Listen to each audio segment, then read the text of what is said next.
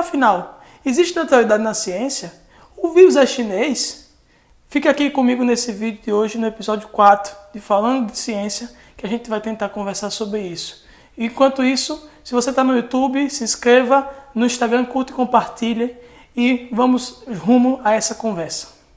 Eu respondo que não. Apesar do vírus Covid-19 ter surgido os primeiros casos na província de Wuhan, na China, e a China também ter, no começo, negado muitos desses casos e também omitido algumas questões que devem, no futuro próximo, ser também trabalhada essa questão com os outros países, eu provo para vocês com esse caso que não há neutralidade científica.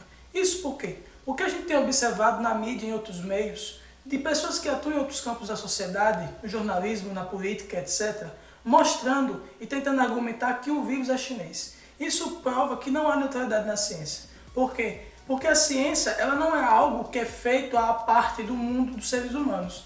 Pelo contrário, a ciência ela é feita por pessoas e pessoas vivem em sociedade e pessoas têm crenças e valores. E as pessoas elas também são financiadas, elas têm seus ideais políticos e outras coisas mais que fazem parte do cientista. O cientista não é um ser que está isolado do mundo, alguém que se tornou ultra especial porque se tornou pesquisador.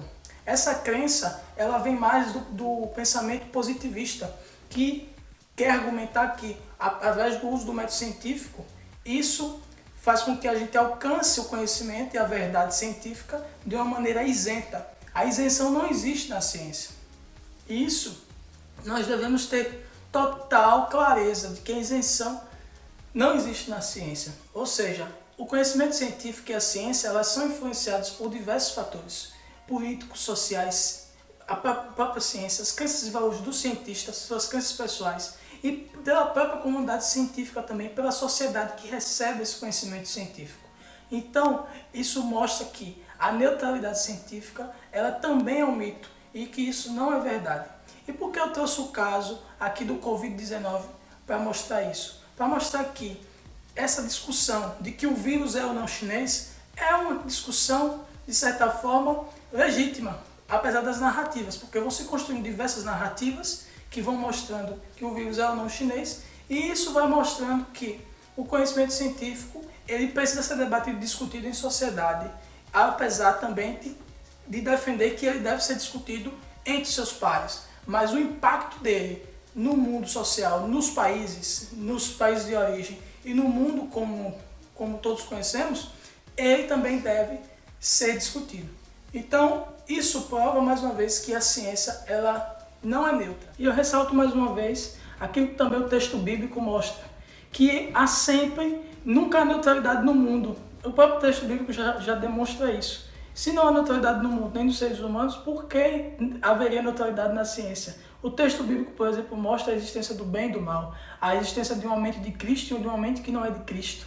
Isso é uma prova também de que não há neutralidade na ciência, porque quem faz ciência são seres humanos. O que falar, então, do período de ascensão do nazismo na Alemanha, em que havia uma discussão na comunidade de físicos da época entre físicos chamados de físicos arianos e físicos judaicos. Os físicos arianos eram os físicos experimentais. Já os físicos judaicos eram os físicos teóricos, incluindo eles aí Einstein. E depois a gente vai ver uma grande disputa ali entre Einstein e Heisenberg, em que eles vão tentar ali disputando Einstein nos Estados Unidos e Heisenberg na Alemanha chegar à bomba atômica.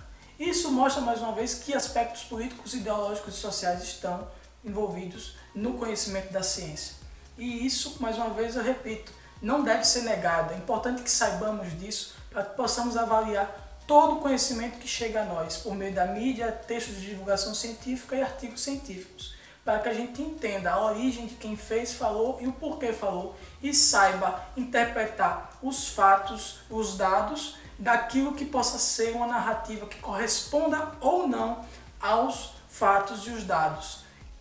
Esse enviesamento ou não de determinado conhecimento científico é geralmente observado com mais clareza nas ciências humanas. Nas ciências da natureza, a física, a química, a biologia, a gente às vezes deixa isso um pouco de lado, mas é preciso também estar inteirado dessas questões.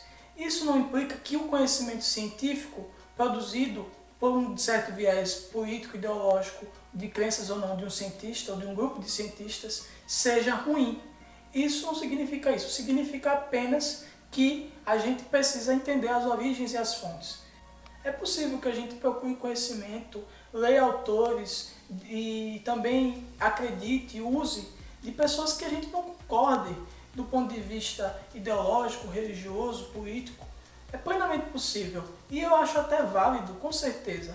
Então, aquilo que eu ressalto é que a gente precisa ter consciência das origens daquilo que está sendo produzido cientificamente e não ficar apenas fechado, achando que é tudo neutro e também fechado na nossa bolha, achando que o que está sendo produzido por aquilo que acreditamos é o único conhecimento suficiente para a nossa forma de viver.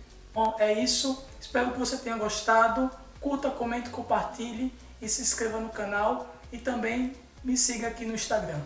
Tchau!